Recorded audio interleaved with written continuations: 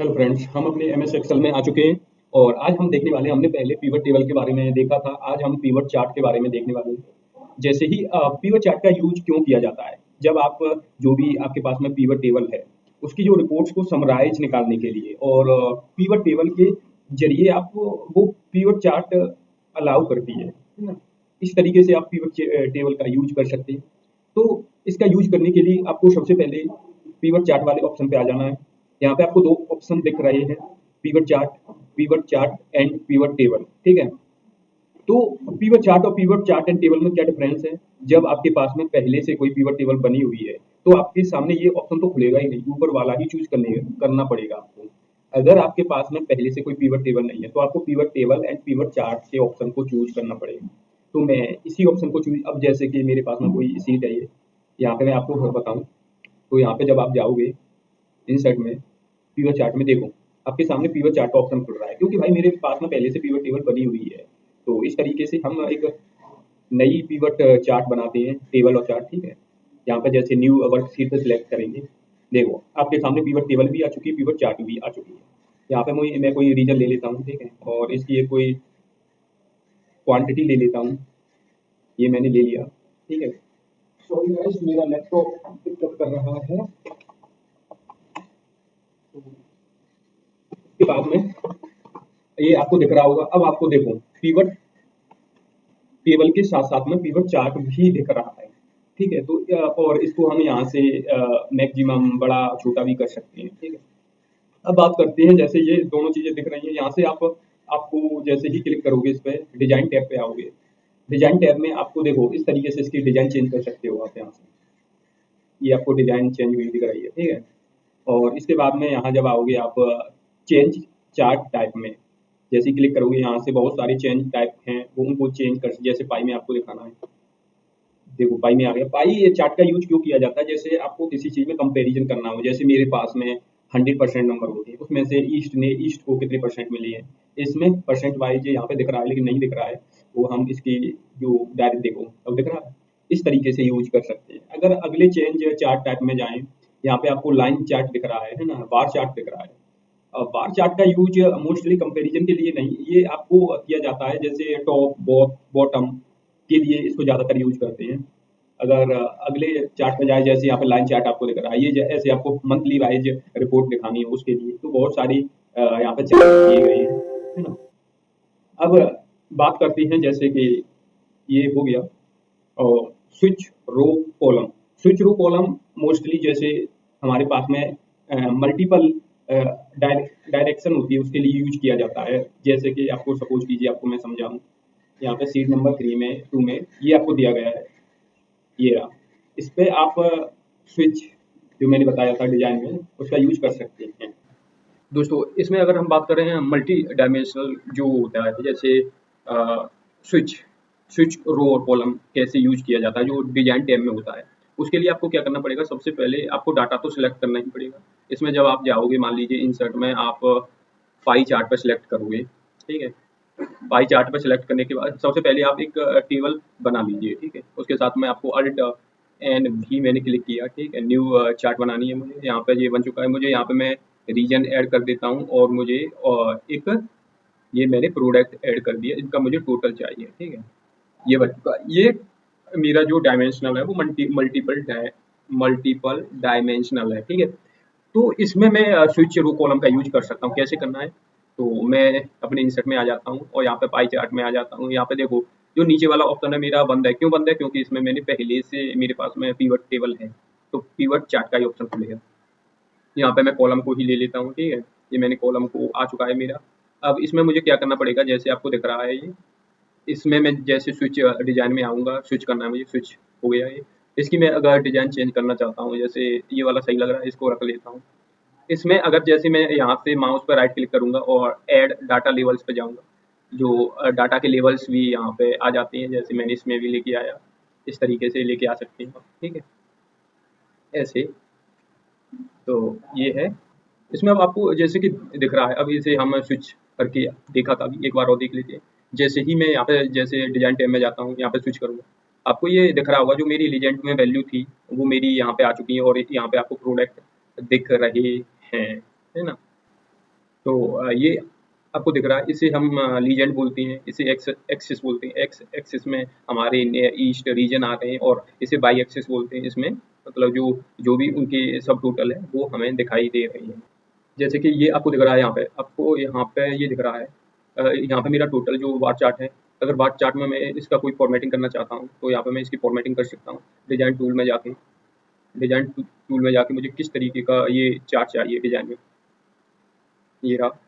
यहाँ से मैं जैसे ये मेरे लेवल्स हैं वो लेना चाहता हूँ वो ले सकता हूँ। अगर मुझे ये लेवल्स इसमें से हटानी है तो मैं यहाँ फॉर्मेट डाटा लेवल्स पे जाऊँगा। यहाँ पे ऑप्शन आ रहा है लेवल ऑप्शन में वैल्यू, ठीक है। वैल्यू को देखो ये हट गया है, लेके आना है तो लेके आ सकता हूँ मैं, ठीक है, इस तरीके से। ये है और साथ में आपको इसके अलावा जैसे और ऑप्शन के बारे में बताऊँ, इसको हटा देता हूँ एक बार। ये आपको यहाँ पे प्लस आइकन दिख रहा है, इस पर जैसे ही क्लिक करोगे आप यहाँ पे एक्सिस जैसे आपको दिख रहा है, एक्सिस जो है यहाँ पे ये वेस्ट साउथ नॉर्थ ईस्ट दिख रहे हैं। अगर उनको हटाना है वो नहीं दिखाना है तो वो भी कर सकते हैं आप। और एक्सिस टाइटल, एक्सिस का टाइटल आपको नहीं दिखाना है तो उसको भी आप हटा सकते हैं। और चार्ट टाइटल, चार्ट का जो टाइटल है वो ऊपर वाला वो हटा सकते हैं आप। और डाटा लेवल्स, मतलब जो डाटा लेवल्स थे अभी मैंने बताया था उनको भी इस तरीके से हटा सकते हैं, इस तरीके से लेके आ सकते हैं यहाँ पे। उसके बाद डाटा टेबल, डाटा टेबल ऐसे टोटल डाटा टेबल इस तरीके से दिखानी है वो दिखा सकते हैं। एरर बार इस तरीके से एरर बार लगा सकते हैं, मतलब दिखा सकते हैं। ये समझ में आ जाएगा कि इसका लेवल्स है। ग्रिड लाइन, जो ग्रिड लाइन होती है उसको लगाना चाहते हैं हटाना चाहते हैं वो कर सकते हैं आप। लीजेंड, ठीक है। लीजेंड का अर्थ ये है जैसे कि ये आपको दिख रहे हैं नीचे टोटल लीजेंड वाइज उनको दिखा सकते हैं हटा सकते हैं। ये एक ट्रेंड लाइन है जिससे मालूम चलता है कि सबसे हाईएस्ट पर कौन है, सबसे लोएस्ट पर कौन है। इस तरीके से आप इसको कर सकते हैं। इसमें हमने एक और देखें, जैसे हमने ये किया था इसको फॉर्मेट डाटा लेवल्स पर गए थे, वहाँ पे आपको ये वैल्यू दिख रही है, ये वैल्यू को टिक और अनटिक कर सकते थे, ठीक है। जैसे इस तरीके से चला गया वो ऑप्शन, ठीक है। दोबारा लेके आते हैं उसे हम डिजाइन टैब में जाते हैं और यहाँ पे आपको ये दिख रहा है, जैसे ही इस पर राइट क्लिक करोगे फॉर्मेट डाटा लेवल्स पे क्लिक करोगे, टिक करोगे, उसके बाद में अनटिक करोगे। ये हमने किया था, हो गया था। उसके बाद में शो लीडर लाइंस को अगर शो करना है तो वो भी कर सकते हैं इसमें, है ना। अब हमें ये जो हमारे बीच में ये जो लेवल दिख रहा है उसको हमें सेंटर में लेके जाना है, सेंटर में लेके जा सकते हैं। इनसाइड लाना है, इनसाइड लेके आ सकते हैं। इनसाइड बेस पे रखना है वहाँ पर भी रख सकते हैं। आउटसाइड एंड में रखना है वहाँ पर भी रख सकते हैं। हमारा सेंटर में था तो सेंटर में ही रखते हैं। तो ये काफ़ी अच्छा ऑप्शन है। इसके बाद यहाँ पे इसकी आप कैटेगरी ऐड करना चाहते हैं वो भी ऐड कर सकते हैं। जैसे इस तरीके से यहाँ पे जाओगे, देखो कैटेगरी ऐड हो चुकी है। आप सीरीज नेम ऐड करना चाहते हैं वो ऐड हो चुका है। आप वैल्यू फ्रॉम सेल्स ऐड करना चाहते हैं वो ऐड हो चुका है, ठीक है। आप यहाँ पे दे दोगे तो हो जाएगा। उसके बाद में आप लीजेंड की यूज करना चाहते हैं जैसे दिख रहे हैं आपको, इस तरीके से आप इसका भी यूज।